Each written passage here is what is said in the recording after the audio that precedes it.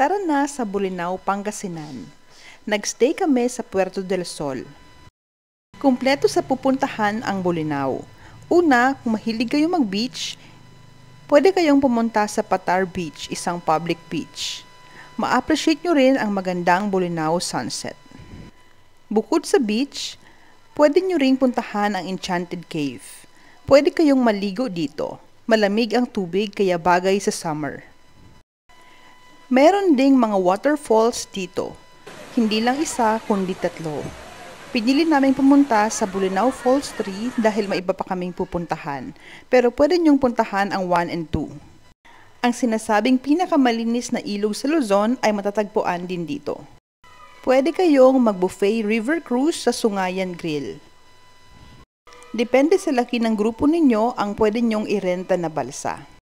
At huwag ninyong kakalimutang bumisita sa Cape